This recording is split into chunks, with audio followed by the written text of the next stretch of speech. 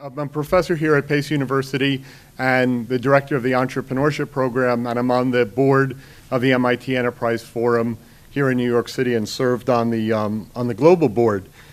So in looking at New York City's recovery from not only 9/11, but more recently from the financial crisis of 2008, I was always interested in how New York has come back so quickly and built this entrepreneurial ecosystem that we have. I think that there's a lot of things to take credit. I think the Mayor Bloomberg deserves a lot of credit. He's been a real pragmatist and has really put in a strategy, but it's much broader than one person. There's again this idea of an ecosystem, and when you think what exactly is the ecosystem, there's all kinds of things. There's soft things like the quality of life. I mean, living in New York City, in 1973 instead of 2013, 30 years ago was very, very different. And, the perception of desirability of wanting to be here in New York City, has changed and adds to the ecosystem. So there's things that always come to mind as well, the availability of funding, access to capital. There's things that you might not think of that much, like networking organizations, for example, the MIT Enterprise Forum, tech meetup, et cetera. There's big things like having really talented people, engineers and a technical workforce. There's little things like access to, high-speed internet, now these days called the fourth utility. The local government, cutting red tape, federal government, immigration policy, is a big thing. So there's all kinds of factors that influence the entrepreneurial ecosystem. Again, federal, state, local government, nonprofit organizations, advocacy groups, private firms, large corporations that you just heard the dean talk about, a number of them, small and medium-sized enterprises, individual entrepreneurs, solo professionals, customer partners, suppliers, all of these things make up part of our ecosystem. And of course, tonight's focus is on the role of universities in that ecosystem. And I think there's things that come to mind when you say, what role do universities play? Things like tech transfer and, of course, providing an education to students to be able to fill these positions, skilled positions in this knowledge workforce. But there's many, many other things as well. And the universities, and that could go from like P-Tech or Pathways in Technology, what does it stand for? Pathways in Technology, Early College, High School, which is part of like the Board of Education in CUNY, all the way to the new campus that's being opened for Cornell NYC Tech on Roosevelt Island. What I'm particularly excited about tonight's panel is we have a mixture of the different universities. So, we have a design school, a Columbia University with tech, Mount Sinai Medical School, and New York City Economic Development Corp, which of course has been, instrumental in fostering, our very successful entrepreneurial ecosystem here in New York City. I just thought I'd, to open, read, there's a book that just came out, I read it, I really enjoyed it. It's called Tech in the City, Making of New York City Startup Community. Is Alessandro here, by the way? Okay, he said that he was going to try to come. So, Chapter 18, A Virtuous Cycle, How Academia is Interacting with Startups. And let me just read this. In Silicon Valley, Stanford plays a big role in stabilizing the economic cycle, constantly going up and down, adds the co-founder, Eric Korth, who's one of the co-founders of Hack NY and a professor of computer science at New York University. He goes on to say, something we did wrong the first time around in the 90s was not having strong connective tissue between the startup community and academic institutions. We don't have Stanford here, but we have a bunch of really strong universities that combined are much bigger than Stanford. And I don't just mean NYU and Columbia. I mean CUNY, Parsons, Pace, Cornell, and then looking to the bigger circle, I think of Syracuse, Carnegie Mellon, and all of these other schools. We must pull them together to strengthen the connections to the startup community. So, again, the book Tech in the City, it was, just published in March of last year. So with that, I wanted to ask each of the panelists to briefly introduce themselves and then we'll go into some questions, and we'll save some time at the end for questions from the audience. So why don't we start with Jeff? Great. Well, thanks for having me.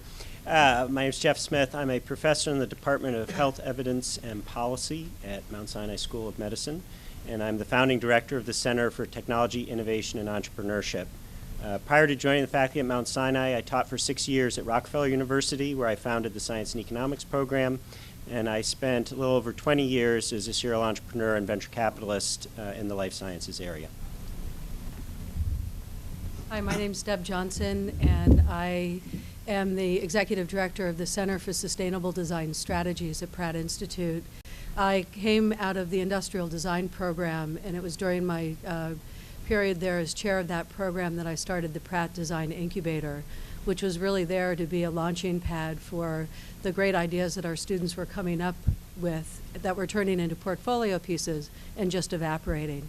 And we're just about, so we're about a over 10-year organization, and we're just expanding to create the Brooklyn Fashion and Design Accelerator, where we will host 30 companies and surround them with the resources that they need to go from idea to production to sales. So I'm Orin Herskowitz from Columbia University. I'm technically the vice president for intellectual property and tech transfer. What that practically means is I run the tech transfer office for the university. We can talk about what that is later. I am also a faculty member in the business school, teaching a class on intellectual property for startups and managers, which is now this year going to be joint with the engineering school. I have the privilege to sit on a number of exciting cross-university initiatives around New York, with Eric on the New York City Media Lab, on the recently launched PowerBridge New York, which is an effort to get clean energy startups going across, I think, 7 of the New York City research institutions. And Harlem Biospace, which is the new biotech incubator launched right around the corner from Columbia. But I'm just one of many people at the university who are trying to get great things going with entrepreneurship. Vince Ponzo's in the audience, just raise your hand, and from the business school as well. So it's an exciting time to be in New York City. I was a consultant before joining Columbia with the Boston Consulting Group. Great. Eric Gertler, thank you for including me on the panel. As Orin says, I'm the guy with the tie on the panel. And well, thank you, Deborah. She's at Pratt. Right. I'm going to say very nice things about you today. And I actually think that that's an important symbol for this, because for 15 years prior to joining the government and being part of EDC, I was an entrepreneur in the community, and as someone asked me what was the biggest difference about the private sector and the public sector, and I said I had not worn a tie 3 days straight in 15 years. Which actually goes to the culture and the ecosystem here, that in New York, if you think back 25 years, it was total heresy to walk around not wearing a tie. And today you can get accepted actually not wearing a tie and stand out when you are wearing a tie.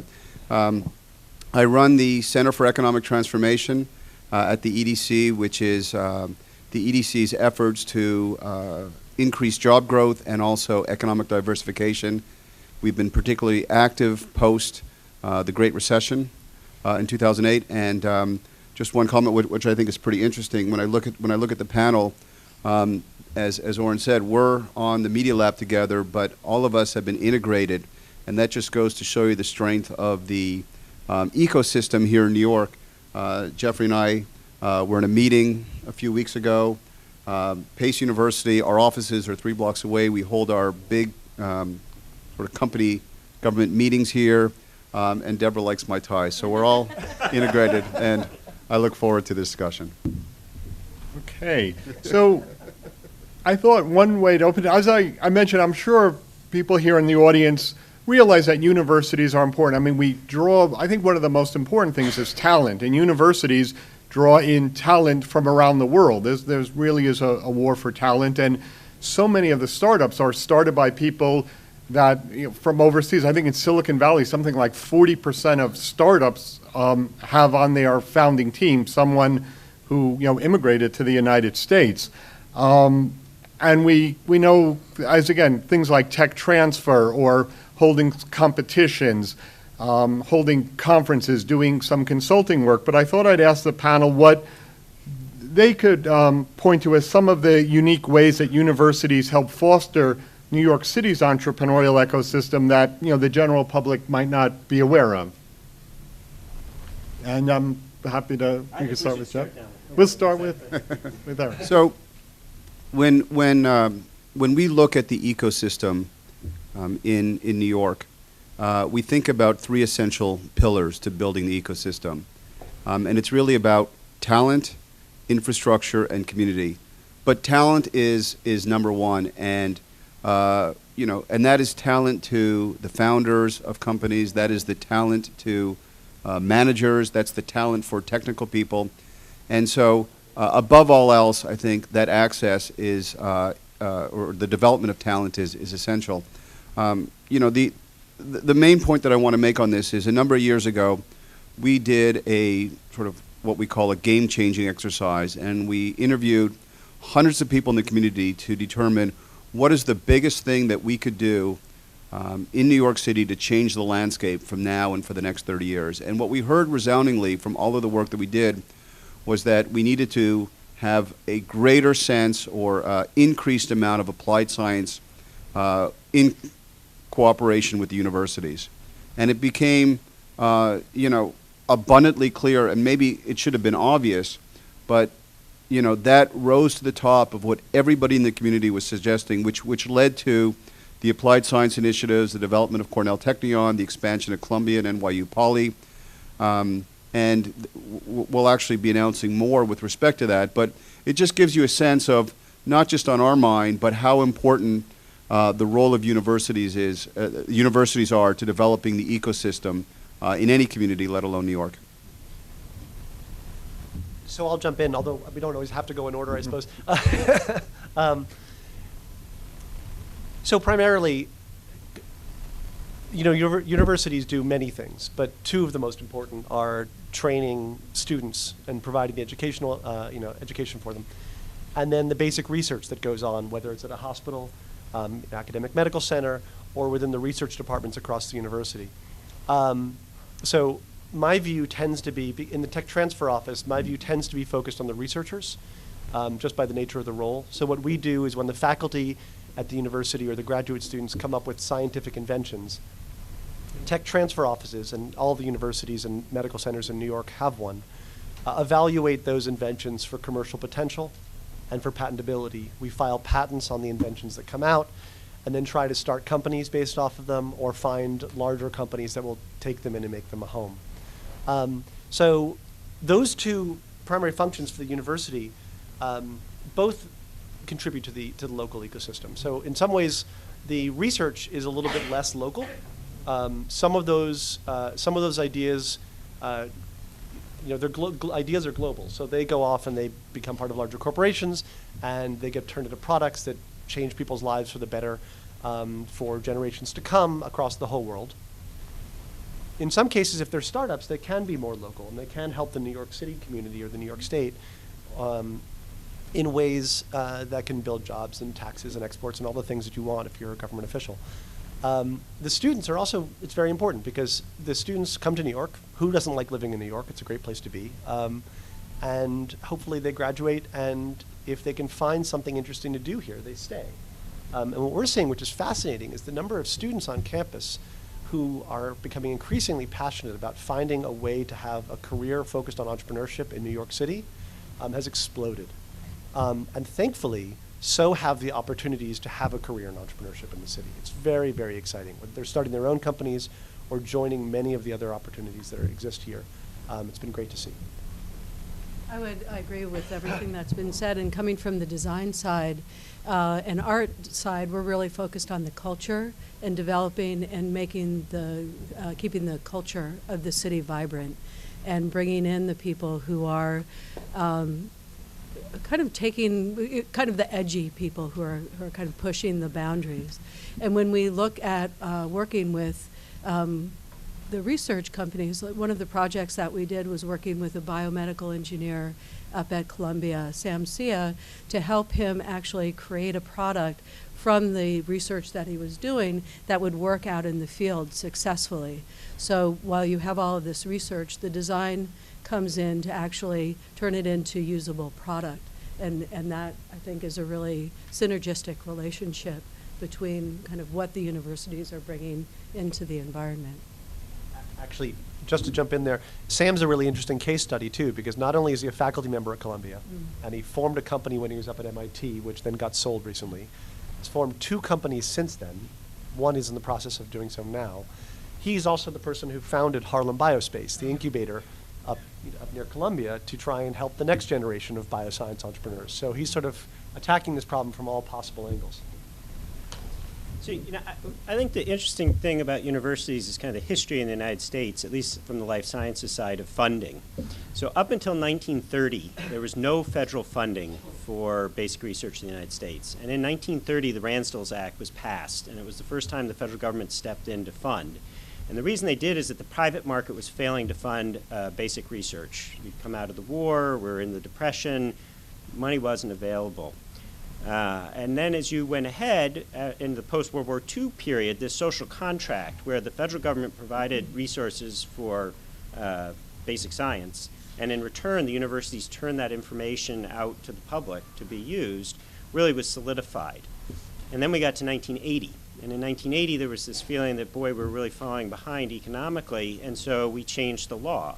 We passed the Bayh-Dole Act, which said that universities could now make money off that research that the federal government had funded. And what we've seen since 1980 then is a sea change in the orientation of universities toward the commercial realm.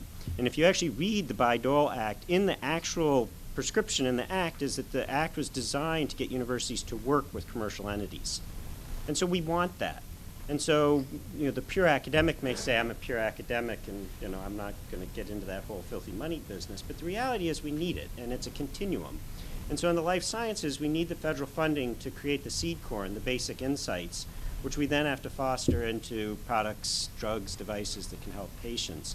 And I think increasingly universities are realizing this is something that's not going to happen just randomly or by osmosis. We have to act with forethought. We have to create new programs. And so there are folks from NYU who are doing that. Columbia's doing that. Mount Sinai has made a big effort in this area. The design world has gotten more engaged with this. And so I think when people start to talk about that ecosystem, it's been a natural evolution actually over a fairly long period of time. And what we're witnessing now is kind of the coming together of these different threads. The administrations of the universities are realizing this is important because maybe those federal dollars aren't quite as available as they once were. The entrepreneurs are realizing that the talent and that the ideas are in the universities, and so they're coming to find what they can develop. And so I actually think that New York is in a particularly exciting period for this, with the efforts that the EDC has supported and with the activities of the universities as a group. I think that coming together of the universities to share and leverage the resources that we all have and bring to the table is really kind of the critical thing that's happening now, and exciting to see happening. So if we could pick up on, I think that's an excellent point. It was interesting. I was talking about the SBIC program for lending to students last night, and that was started in 1958 by President Eisenhower as a response to Sputnik, realizing that how are we going to get ahead in the space race? It's going to be investment in these kind of technologies. And I think not only for the professor in schools, I think schools also, another reason they're excited is when alums come back and give $100 million gifts, they realize we should have entrepreneurship programs. But if we could pick up on that point and talk about how would you envision schools working closer together? I mean, here we are all on the same island, and this is the first time we've met for me. What kind of program do you think would be particularly valuable? What would you like to see? Any thoughts or suggestions, as far as a consortium, maybe shared like MakerBot spaces, and anything? Yeah, I'll jump in to kick things off on that. So Mount Sinai is a biomedical institution, and so our professors, our students, our activities are much around the life sciences. But I'm a big believer in what the design world has to offer us. And so one of the opportunities that we're interested in is reaching out to partner with design programs. We do not have an engineering school. Increasingly, engineering is absolutely critical to the type of translational work that we want to do. And so we're reaching out. We've recently created a partnership with Rensselaer Polytechnic Institute up in Troy, which is a superb engineering school, doesn't have an academic medical counterpart. I've worked closely with the Zahn Center at CUNY, which is a wonderful entrepreneurship program that has maker facilities and space and all. And so, again, I think you're starting to see that. Again, the tradition is that universities want to do everything themselves, and Columbia's the competition. But I think increasingly those walls are breaking down, and partly, I want to get this in. There's a professor at Harvard Business School named Howard Stevenson, and he defines entrepreneurship as the pursuit of opportunity without regard to resources currently controlled. And it's a great thing. And so there are a lot of resources I don't control. I don't control a design school. But as an entrepreneur, I want to reach out and create that relationship. And I think increasingly universities are open, or schools in general are open to that. So, from my perspective, when I look at some of the best things that we've done and something that's a model for the future, is that where you have these tripartite relationships where you've got government working with universities, working with the private sector, we find that those can lead to some of the biggest and best outcomes. And it's on a whole variety of levels. Some of our most successful incubators, we have an incubator in Varick with NYU. It's EDC, bringing together money with the university, bringing in private companies into the incubator, mentoring them. The successes that we've had from that, $100+ million raise, many companies forming, lots of jobs, hugely successful. The Media Lab is another example. You bring together the government with the universities. You go to the private sector to raise money to develop research within the universities to better, to better the work of some of these industries. The life sciences, as Geoffrey points out, it's a great area. We're about to announce soon a fund to deal with early stage life sciences companies to help foster and spur that. Again, it was the government coming together with private industry, with all the leaders of the academic medical centers to help solve a problem. And I can go on and give you example after example, but I think in the world that we live in, that's moving so quickly, that's so focused on a knowledge-based economy, that you need to combine the collective assets of all of these institutions to get to a whole other level. Yeah, coming from the private sector previously, I would say one of the great joys of the last 8 years has been that you can turn to people, you can turn to other institutions that one might, if it were the private sector, they would have been your competition. And you could say, how do we make this better? Now, how do we work together to make this better? And so some of it's about sharing resources. Some of it's about coming together to go after things that you couldn't do on your own. So just by way of example, about 5 or 6 years ago, all the academic medical centers in New York got together and said, each of us alone are having trouble attracting the best investors, the best VCs to come to New York, or the ones in New York to come to see us and see all the great companies that could get started. So we got together as a group, and once or twice a year now, and it actually was just yesterday at Sloan Kettering this time, but we all get together and we put forth the 2 or 3 most fundable companies that are emerging from the university in front of an audience of 200 to 300 of the big pharma companies, the medical device firms, and the investors. They wouldn't have shown up if it was just Columbia or just Sloan Kettering or just Mount Sinai, but if they can see 15 to 20 ideas all at once, that's worth coming. Similarly, I mentioned the Power Bridge effort earlier, but that's Columbia, so NYSERDA, which is the New York State Energy Research Development Authority, it's part of the state government, they put out a proposal to try and create more energy-related startups in New York. Columbia got together with NYU Poly, Cornell, CUNY, SUNY Stony Brook, and Brookhaven National Labs, and put in a joint proposal and ended up winning a $10 million grant to get these companies off the ground over the next 5 years. We just launched a couple of weeks ago and got 50 proposals from researchers at the institutions to create startups. The first question people ask is, weren't you fighting like cats and dogs over who's going to be in the lead? And the answer is not at all, because this helps everybody. I think the development of collaboration in competitive environments is critical. I work with a group of 30 art and design colleges around the issue of sustainability, and the presidents of the institutions were all incredibly concerned that we were going to be stealing each other's students.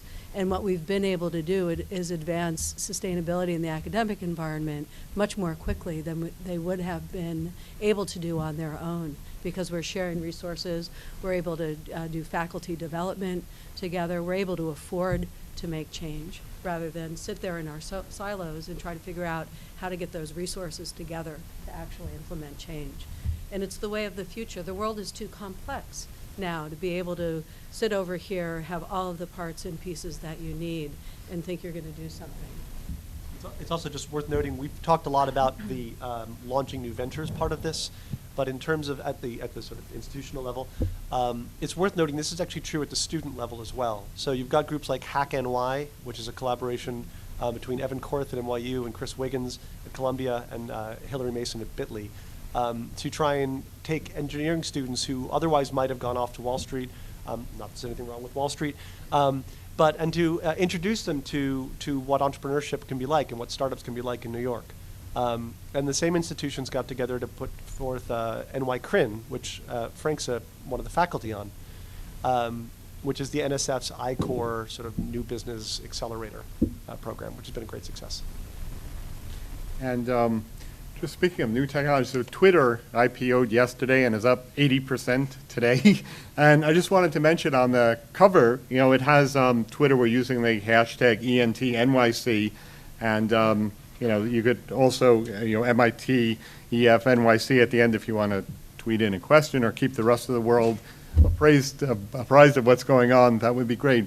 But we talked about the change, and I'm interested both to hear from the institutional level what you've seen the change, particularly around entrepreneurship, because universities were not very entrepreneurial a short time ago. I mean, if you came and said I wanted to study entrepreneurship, they would have thought, what are you doing in a university?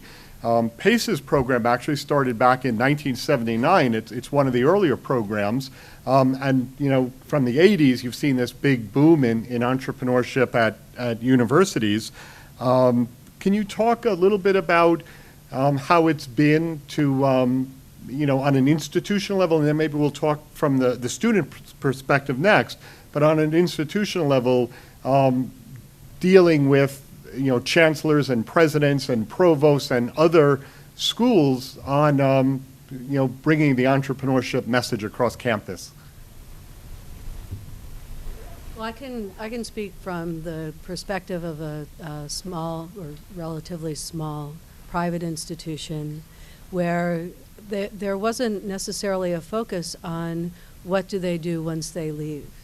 And it was, I think, really something that I had to convince the school to do, which was to start to say, we're going to try to provide a place where people can take their ideas and do something with them without it necessarily driving tuition back into the system. And so that, I think, was the difficulty for me, was to convince them that this was a critical part of the educational process, and that much like the gym or the library, these were necessary resources that needed to surround our students, and that we were making a commitment to educate these people and put them out in the world to have successful careers, and that we needed to take that next step, that we needed to create models, role models, and that's why I started the incubator on the Pratt campus originally, was for our students to see other students starting businesses and go, wow, if Sam can do that, maybe I can do that. It was very basic in that way. But the school didn't quite understand why it was important for a long time. So, Mount Sinai, I think, looked out and said, gee, if you look where our PhDs are going 5 years out, they're not all going to academic jobs. Actually, it turns out the alternative career path was actually the majority career path. More of them were going to non-academic jobs than academic jobs. And if you look at the postdoc community, which is one of the largest communities on campus, postdocs were very interested in potentially pursuing other areas. And then when they looked at the opportunity to translate that government-funded research into entrepreneurial opportunities, I think they came together and said this needs to be part of our strategic plan. And so, at least for Sinai, it started at the top. It started with the absolute senior leadership. And so when I showed up and said, gee, maybe we should have a new PhD program, or maybe we should think about technology development differently around the faculty, it wasn't even a sale. It was absolutely, this is what needs to happen. And rarely in life do one's expectations get exceeded, but my expectations for how nimble the school would be and how supportive the school would be have absolutely been exceeded. And so I'm not sure I've had the normal experience. I don't It's think been so. kind of easy, and within a very short period of time, we've generated a huge amount of activity. And actually, Nicole McKnight is here. Nicole was one of the first students in a class I taught last year on how to develop technology. We had 40 students. They formed 10 teams. At the end of it, we had 10 working prototypes of new technologies. I don't think that was something that, a few years ago the school would have envisioned, but they're incredibly supportive of making that happen. It's interesting when you think about thriving, robust entrepreneurial ecosystems. A university is always at the center of that. In Silicon Valley, Silicon Valley started and grew so quickly because there was Stanford University, and then there were early successes that came out of Silicon Valley. The same thing up in Cambridge.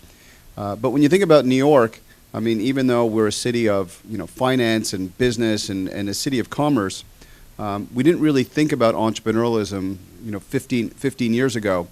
And it's only sort of the late 90s when we had our first big internet success story with DoubleClick. And when you talk to the universities 13 years ago, entrepreneurialism was nowhere on the radar. Today every university is thinking about it. They're combining assets.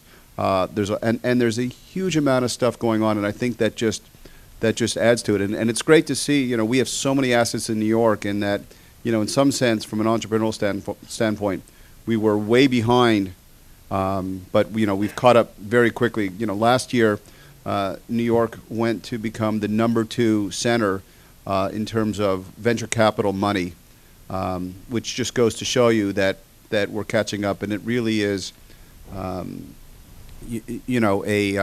we said earlier, a combination of all the factors, but the university is playing a much bigger role. I'll note. So from my perspective up at Columbia, having been there about 8 years, so it's only covering the last 8 years, but there's always been a lot of activity and support for entrepreneurship at Columbia, but it's been somewhat fragmented, I guess is the way to put it. There's been great support for it. There's been classes taught all around the university on entrepreneurship. But increasingly what you're seeing now, and there's an initiative at Columbia called Columbia Entrepreneurship, fairly appropriately, to try and knit together all of these efforts to be more of a sort of a seamless web of opportunities. So what you'll have now, and we're even seeing this at the researcher level. So when I joined, our office was helping 7 or so startups a year emerge from the university based on patented technologies. And these days, it's up to 15 or 16 every year. So we've nearly doubled in 7 years. And part of that is because there's been organic growth in entrepreneurship within each department, but a significant chunk of that is because we're seeing the engineers working with the folks at the medical center. You're seeing people you're seeing software designers working with surgeons. You're seeing folks from the journalism school partnering up with coders. Architects working with the advanced materials people to do new building designs. So you're seeing growth in startup opportunities coming from people working together. And I think what you're going to see in the years ahead at Columbia, and it's very exciting, is that the institution's been hugely supportive at trying to create a more coherent network around that, so that people can find each other more easily and take advantage of all the opportunities. Thank you, and it's great to hear that they are so supportive. There used to be an expression, how do you change the culture of a university? And the response was one funeral at a time, but I think that universities are being much, much more nimble. And speaking about the student, we know the impact, like MIT, which now we've surpassed the Boston Cambridge area in venture capital, but they did a study, the 25,800 current active companies founded by MIT alumni employ 3.3 million people and generate world sales of $2 trillion, which would be the equivalent of the 11th largest economy in the world. And when Mayor Bloomberg announced, his plans to create, the Cornell NYC Tech Campus on Roosevelt Island, he said, someone said, you'll never succeed because Boston is the educational capital of the country. and Bloomberg's response was, New York City has more undergraduate and graduate students than Boston has people. And I thought that was good. And then, and with respect to not having the capital at first, I love he has an expression, talent attracts money better than money attracts talent. And I think with all the talent we've had coming here, the money, has certainly followed. Can you talk about, some of the initiatives that you're most excited about at your institution, your university, and some of the new initiatives at NYC EDC that, that you, for those that you can share, that you're excited about? So what are some of the new initiatives, the things that are on the drawing boards that, are planned for the future that, that you're most excited about? So for example, here at PACE, I've been excited. We launched a entrepreneurship lab last year, and it's been, really an exciting space. So it's just one block away, but it's its own little center. And sometimes when I ask what I'm doing there, I say I'm a miner, because there's all these nuggets of wonderful talent here at PACE, and it's been so exciting to find them and help develop them. So our lab, we put in a studio, a 3D printer, some really high-end computers and software, and it's just great to see it bring together students from the 6 schools and colleges here at PACE. You talked about bringing schools together. I'll plug this month, or the November-December issue of BizEd magazine, which is the AACSB's magazine for all members. The cover story is about entrepreneurship on campus, specifically entrepreneurship centers bringing together different parts of the university, where it used to just be set up to help students in the business school that wanted to create a company, mentor them, incubate them to help create a company. Now it's just bringing people from all over. Right next door, the Michael Schimmel Center, we have the arts program. Inside the actor studio is filmed there. We have a college for health professionals. So one of the things that I'm most excited about is having this home for entrepreneurs where they could come and cross-pollinate and, solve some interesting problems together. So I was just curious to hear about some of the things that you're excited going on at your institutions and at the NYC EDC. So I'll name a few. I think from our standpoint, we're most excited about the projects that have a long-term impact on the city, that are based throughout the city in all 5 boroughs, and really do great things to increase jobs and access to jobs. So with that, I've mentioned the Applied Sciences Initiative among the universities. Our data projects that that'll have a close to $50 billion, just $48 billion economic impact in the city over the next 30 years, and will double the number of graduate students and professors in applied sciences. So that's a big deal in terms of helping to ensure that the talent in those areas will be here in New York. We're also excited about our network of incubators.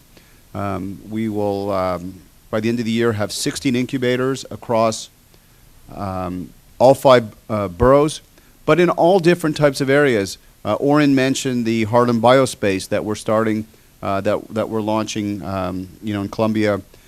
So we opened one up this week as well in Harlem called the Harlem Garage, which focuses on varied business factors. We opened up one last week in Staten Island, which is a makerspace.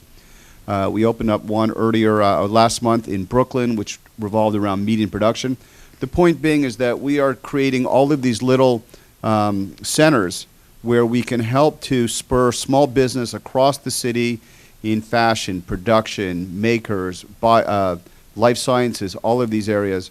And then, just another initiative that I referred to earlier is, we're in the final, at the end of putting together an early stage life sciences fund that we're doing in cooperation with all the academic medical centers, with strategic partners to invest in early stage life sciences companies in New York to help to ensure that we can build a great life sciences sector. And here's a case where we have all of the assets already here. We have great research being done, strong professors, world-class academic medical centers, and that's sort of our part to help put together to be able to invest in all of the work that's being done. I mean, I can name a whole bunch of others, but I'll stop there. I want to give a tip of the hat to NYC EDC. It has been a privilege to work with the administration over the last 8 years that I've been here. The EDC is really it was sort of I think a fairly explicit strategy of the 1,000 points of light, of just trying a whole bunch of different stuff and seeing what works. And a surprising number of those have really taken hold. So between the various accelerators that have sprung up around town, the Life Sciences Fund is really exciting, the new incubators, just convening people who should know each other. It's been a great role for the city. Just speaking of Columbia, again, coming back to the basic research, as someone whose essentially inventory in some ways is the result of all the great research being done on campus, I'm particularly excited about two things going on campus now. The Institute for Data Sciences, which was formed as a result of the Applied Sciences Initiative, is starting to do some really cutting edge work in data sciences, bringing together people from around the university, from the medical center, again, from journalism, from architecture, from engineering, to push the boundaries in that field. And then soon we're going to have the Mind-Brain Behavior Institute doing the same thing for neuroscience. And when you look at things like that, or what NYU is trying to do at CUSP, or the Cornell Tech NYC, if you can create truly world-class centers for basic science in New York, money will follow the talent, and jobs will follow the talent. And the number of new companies we're going to see springing up around these fields that don't even exist today in the years ahead is super exciting. I think for me, I'm really interested with the Brooklyn Fashion and Design Accelerator. You'll note that it's not the Pratt Fashion and Design Accelerator, because it's going to be a highly collaborative space. We're inviting FIT, we're inviting Parsons, we're inviting schools from around the world to bring their most talented people here to work for a year or two in the context of this vibrant environment. And not only, and then also working with companies like Eileen Fisher and other fashion, West Elm, a Brooklyn company, Etsy, really bringing these resources together to try to stimulate what I think of as slower growth companies. It's not a tech environment that we're in. We're building, we're making products that are fairly low tech in nature, although we're doing research around the concepts between technology and fashion, and how does digital fabrication influence the world of fashion. So for me, it's this new exploration, not only Pratt-centric, but really pulling in the New York environment and saying, let's surround this space, which is devoted to sustainability in fashion and product design. Let's surround the space with the resources it needs, the knowledge it needs to actually put these things into practice and start to reshape some of the industries going on so that they're future forward. So for me, I think that's what we're really excited about. So as a venture capitalist, I definitely am a big believer in the whole talent thing. And I think one of the things I'm most excited about at Mount Sinai is that we have launched a new PhD program that we call Design, Technology, and Entrepreneurship. And it's an explicit effort to bring together core training in biology, engineering, design, and entrepreneurship to create people with the skill set to take basic biologic insight and translate it all the way through to a developed product. And one of the things that's funny about talent is that there are incredibly talented people out there in the world, but entrepreneurship is a learnable skill. It's not something you're born with. It doesn't mean you're a big extrovert. It's a series of processes and ways of thinking and attacking problems that I really think that we can teach. And I'm really excited that the school has made the commitment to launch this program so that we can begin to use some of that effort to take ideas out of design education, apply it into the sciences, because some of these tools I think will be incredibly useful in taking inherently talented people but amplifying what they can do. The other thing that I would note is that I am excited about the new academic partnerships that we're creating. So our partnership with Rensselaer has gotten off to a very rapid start. It brings together people who would not have been talking to each other historically. It takes biologists who may have brilliant ideas about how to treat cancer, but have a critical engineering need that has to be met and haven't known how to get the resources to do that. So again, by creating relationships like we have with Rensselaer and others that are in the works, I think you're really going to begin to see an opportunity to get true synergistic effect, that 1 and 1 will be more than 2 by taking these investments that all the schools are making and working together to move forward. I think one of the challenges really is learning each other's languages, though, that when you have just defining what research is in different categories, what's considered viable research can change dramatically. So people don't think of designers necessarily as researchers, and yet we're doing research around culture and how products are used and implemented and that sort of thing. And I just think it's one of the challenges of collaboration generally, is learning how each sort of siloed behavior thinks, and how do you bring that into the center and have great conversation. And that's a lot of the exciting work that's happening now, is going through that territory. I want to just take a note. So Deborah mentioned earlier the fashion industry and design, and not necessarily being sort of technology based. But it's interesting to watch some of these startups emerge and applying technology into fields where it hasn't been necessarily applied as much before. So there's a startup that involves some technology out of Columbia called Thunder Lily, which is a New York City fashion and design company that took computer animation technology from Atan Grinspan's lab. He's the guy who does the animation. He does a lot of computer animation work at Columbia, but his technology was also in the movie Tangled from Disney. He did the hair. But they licensed the technology for use in their startup to look at the way fabric flows under natural sort of forces. I just met with Liz yesterday, Oh, as okay. a matter of fact. So you know we want to, bring her in to be one of the resources, Right. and make it more available to designers, Yeah, so and that sort of thing. You see It's things like that, fantastic. or applied, natural language processing is applied to legal fields. So there's another one called eBrevia, which is trying to change the way that first-year associates live, or I guess don't live their lives currently, doing document discovery. So you see a lot of these technologies popping up in fields that are very much at the heart of what New York City does: advertising, finance, law, fashion, art, and potentially changing the fabric of the city in ways that you might not have thought of when you read the patent.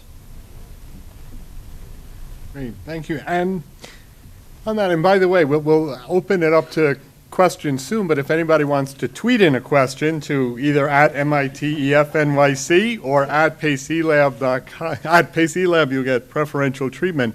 But we talked about the institution side. On the student side, I think there's a lot of neat stuff going on. I actually am an alum of Pace, hence a little gold sticker, and my first career was on Wall Street. I was a trader and investment banker, a few blocks from here on corner of Broadway and Wall.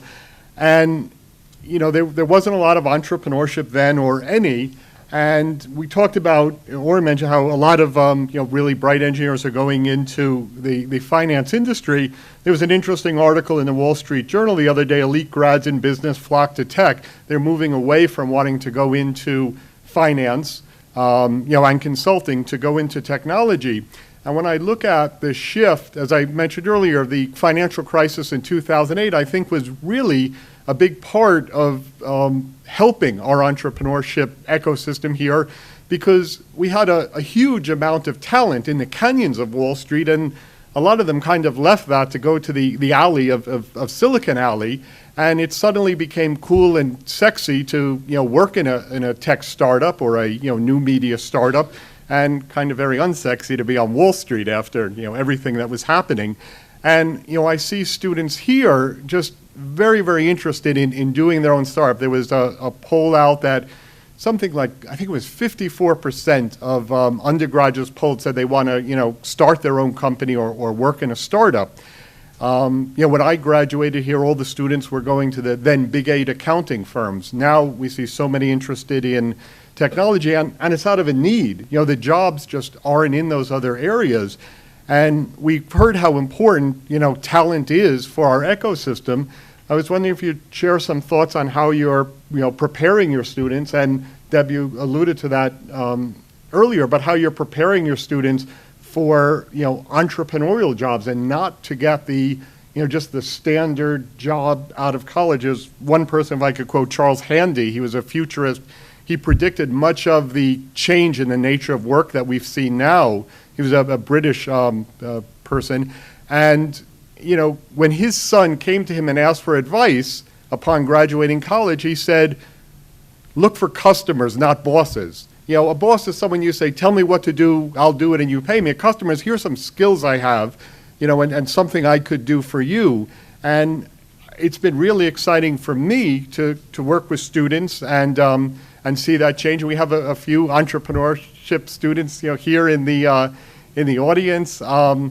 We talked about new technology. Craig Tashman just showed me something, liquid text that he's created. We have a healthcare startup. And it's great to see students going out on their own and making their own future. And I thought we'd just ask about how you're preparing students instead of going to those finance, consulting, traditional jobs to entrepreneurial jobs to help feed our ecosystem.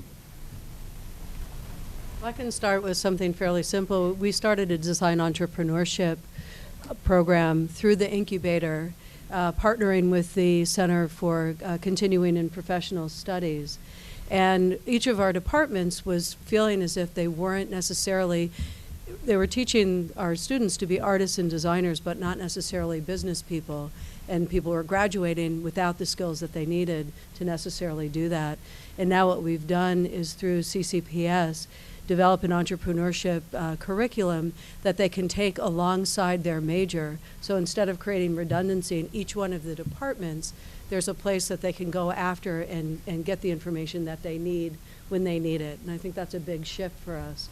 The nice thing is that the Pratt Design Incubator was able to design the program using the experience it has had working with companies over the past 10 years. So we really understand what the designer in particular needs. So it's not a generic program, but very focused on the skill sets that the designers have versus the skill sets that they really don't have and haven't gotten. And so I think that's one of the ways that we're able to kind of optimize it and put it out there for our students and our alumni who've left and now need to catch up. I mean, a lot of times people are forced to be entrepreneurs. We're in a financial situation where you don't have a choice. You can't find a job. And how do you turn that around into something really beneficial?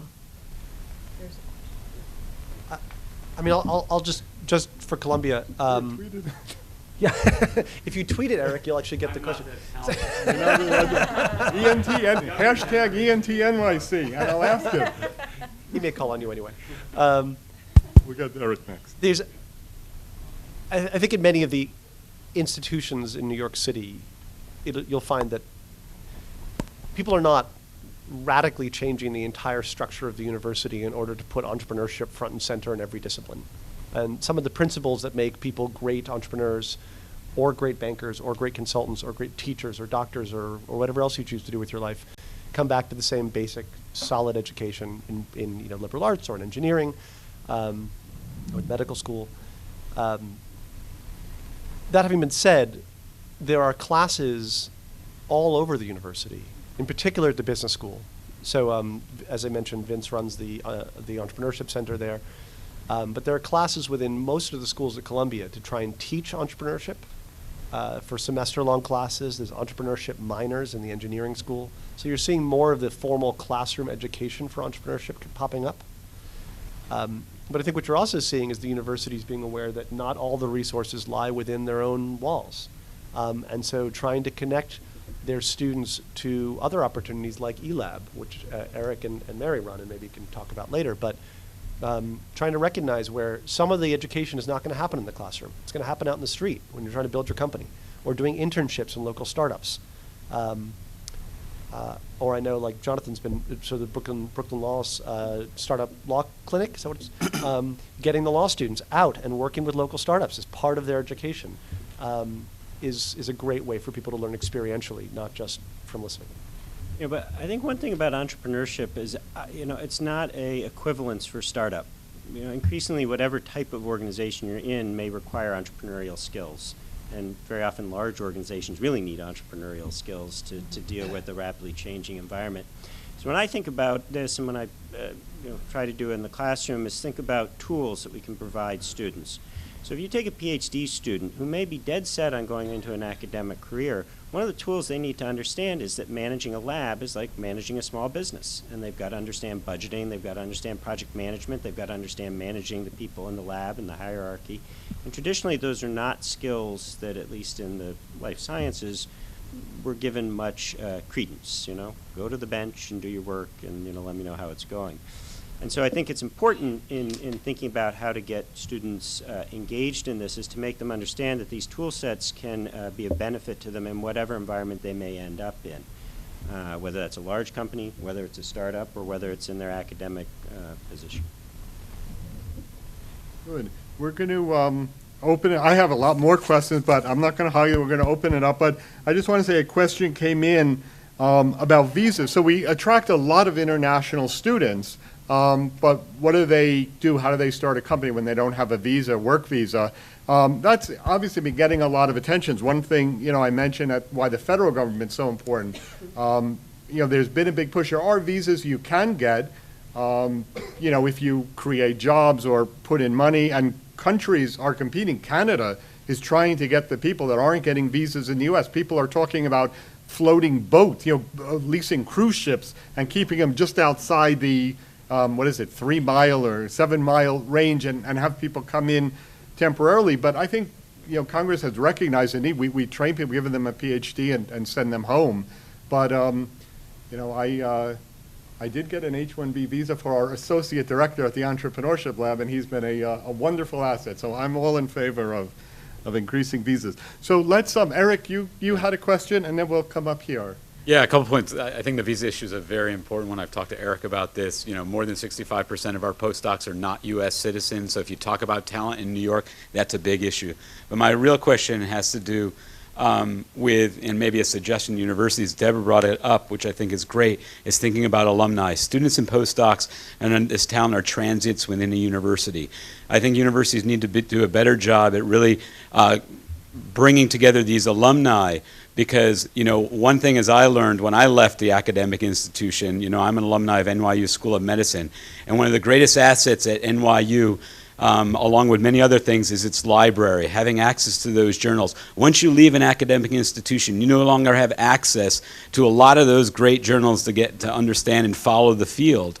And I think and especially with the entrepreneurship programs that are existing in the courses that are being developed at the universities, having those available to alumni, that's going to keep them here in the community and drive them and actually build a stronger relationship between the alumni and the universities. So I really would, recommend the universities think about that. How do they really focus on building those relationships with their alumni and keeping them local, and providing the resources that are available, especially I'm in the life sciences space, and the resources of getting access to certain equipment or mouse facilities are going to be very important for a lot of our young startups who are not going to have the capital to spend on that. Yeah, so that's absolutely agree.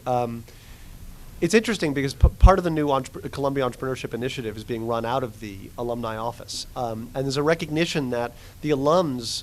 So I'll just mention 2 brief points just by way of illustration. The alums are a fantastic source of coaches and mentors for the entrepreneurs who are currently within the university.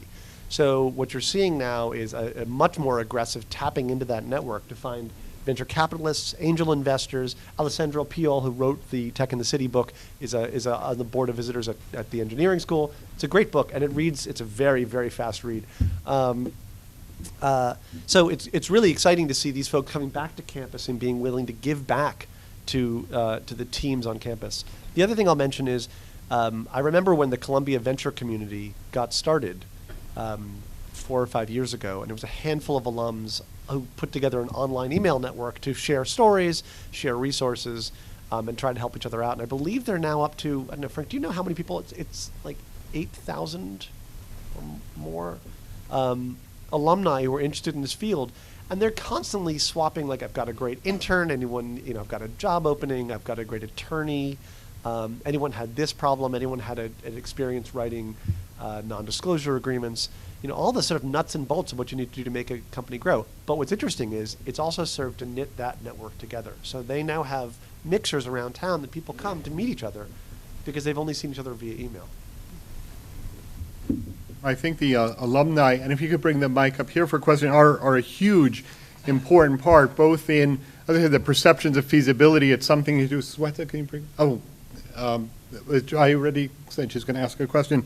But Stanford, a great school, although less than 35% of Stanford freshmen are residents of California, a full 45% of the companies founded by graduates are located in California. There's a big thing about staying. I think Pace has something like, in our alumni offices, there's something like 150,000 living alumni, and 80% of them live within 100 miles of Pace. And when you read the book like Tech in the City, there's a lot of great entrepreneurs in New York City who came from outside of the state to come to school here and stayed. So it's a huge part. So we'll take a question here and then pass it back. Go ahead. Yeah, I've been involved with the New York City tech community and biotech community for about 14 years now, I guess. And one of the major things that I'm seeing over the last 5 or 6 years, I guess, is that it's much harder to get funding, obviously, and there's this whole valley of death and translational research, which has become a problem. When I worked on my first company, we got $6 million, and we were like, there was no way anything like that would get funded today. So I'm actually kind of wondering, and I know the foundations that I work with are like really, really concerned about that. It doesn't apply obviously to really easily monetizable ideas, but it does apply to a lot of biotech type of ideas. And so I'm wondering what some of the new innovative ideas are that are utilizing maybe some various forms of like crowdfunding or really, really, really early stage venture and things like that you guys are coming up with. Just a question, are you referring to funding for tech companies or life science companies, both? I'm thinking really more of life science companies where, you really have a very early stage idea or say a new antibiotic target or something. So, when you first asked the question, what came to mind is certainly on the technology area, there's a much more well-developed, channel for financing companies. I mean, when I financed one of my first companies 13 years ago, went to California to get it financed. Today, we have, we've got angel investor groups, and we've got Series A groups, and we've got companies that have all created strategic partnerships and venture arms. And so, in that sense, there are a whole bunch of different ways to finance your companies than there were certainly 10 years ago in New York City. The life sciences area continues to be, difficult, and Geoffrey talked about some of the government funding. We see it from our standpoint, which is why, as I mentioned earlier, one of the things that we're doing is developing a fund to help to direct investments into new life science companies. But there certainly is. That certainly is an area where more funding is needed, and I think that as more and more companies recognize all the assets that New York has and all the collaborative, avenues that are going on, that we'll see more and more investment come into New York. So it, without a doubt, has gotten a lot harder. There are many fewer venture funds, and the venture funds that are around are worried about their existing portfolios or can fund later stage companies at early stage valuations. So I actually have a proposal to Eric. One of the things that I think that New York could do that would be great would be to leverage the SBIR program. So if pay lines for grants are at 10%, SBIR pay line is more like 30%, so they're a more accessible pool of capital. And I think New York should come up with a matching deal where somehow we come up, if you get an SBIR approved, so you've gone through a very rigorous process, if we could match those dollars, you would then actually have enough cash that you could hit some of your critical milestones and then be more ready for the private market. So we can talk about that later. Yeah, no, I'd love to talk about that. One of the initiatives that we have started is, call it a mentoring program to help companies get through the SBIR, which is very difficult. So that's our first stage. We're always looking for ways to actually, and I just had a meeting last week with someone about different ways that we can help to direct more funds and SBR into New York. It's absolutely critical. It's really important that if we really want to take advantage of all the great science, all the professors, the assets, the academic medical center, that we got to figure out how to get more money into the field. And again, to go back to a comment that was stated here, that's been said on the panel a number of times, you know, great talent will attract that money. And as the universities and the government and the entrepreneurs get it better known of all the great science and opportunities, I do believe that the money will come. But we certainly recognize that you know, deficiency right now. You also are seeing some foundations step into the gap in interesting ways. So we are a very grateful recipient of the Coulter Foundation, founded by Wallace H. Coulter. We're one of the Coulter schools. And so what they've done is they've given Columbia and I think 11 or 12 other universities around the country $5 million apiece to find extremely promising, and when they say promising, they mean it's the double bottom line. They mean promising like change the world and promising like successful products in the marketplace. Medical devices. So it's not biopharma. In the classic sense, it's a little bit cheaper, but it's certainly not an app. And this money goes to close that valley of death in particular, to try and help the researchers get to a prototype stage where the venture firms might feel a little bit more comfortable investing. And that's been great. We're in year 3, and we've already had a couple of startups come out of that program. I guess, I'm sorry, just to follow up for 1 second, because one of the things I do is I do a lot with the foundation, and they're frustrated because, you know, they're spending money which they feel should be spent on other things because there's nothing else there, right? It's tough. So, Like, they really are going So part of the problem also is the economic model, when, you know, venture capital now can look at, you know, tech companies or you know, healthcare tech companies, and that period by which they can get to a successful business model is much shorter than sort of investment in a therapeutic company. So that has sort of, you know, had an effect. You know, as those opportunities change and, you know, there becomes, you know, a need to put more investment, I think you're going to see some of the funding change, but, you know, but we're dealing with the problem right now. And let's just, because of time, and some of the panelists do have to leave, I want to leave time for people to meet. We'll take one question here, and I'm sorry, that's the time, and then we'll just conclude by asking the panel what they see some of the challenges or possible threats to New York City's ecosystem is. But let's take a last question, and then we'll close with that. So go ahead, please. All right, thank you so much for giving me the opportunity. So I want to actually follow up on the lady she mentioned about crowdfunding. Since September 23rd, accredited investor became eligible to investing in the equity crowdfunding market, and you know, all the higher education produce many accredited investors. I want to know what's the university's take on how to utilize a new funding vehicle to support your students and startups. If yes, any new initiative? If no, what are the concerns? Thank you. And I'll just mention, we're actually going to do that. So, you know, with Thanksgiving, there's Black Friday and Cyber Monday. Tuesday is called Giving Tuesday, and we're launching a crowdfunding platform for 6 campaigns. One's going to be a student entrepreneur in the entrepreneurship lab. So we are going to take that crowdfunding approach. And I think what's great is it not only helps the student, not only with money, but teaching them what does it take to put on something to attract money, you know, but it also helps the university because you'll get a lot of connections with people that hadn't been engaged with the university in the past. I just went to a conference in Kansas City, the Global Consortium of Entrepreneurship Centers, and Colorado, the University of Colorado gave a presentation, and they had some great numbers, but something like 86% of the people that participated in crowdfunding student startups had no previous connection with the giving to the university in the past. But let me turn it to the panel. I think one of the problems with crowdfunding is really sort of validating how far along people are in the process. It's pretty rough. Pratt offers basically a crowdfunding site, so they'll vet people who are going to do a Kickstarter campaign and help validate essentially and do that verification.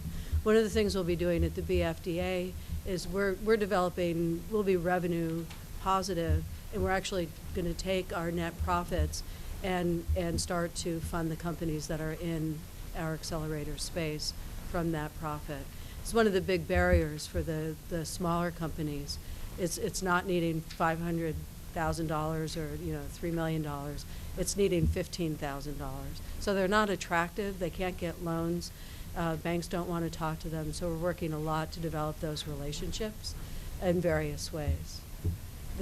Also publicizing what you're trying to do also is just a great way to have your ideas stolen from you. So I don't really encourage people to go into that environment very often. Unless they filed patents. Yeah.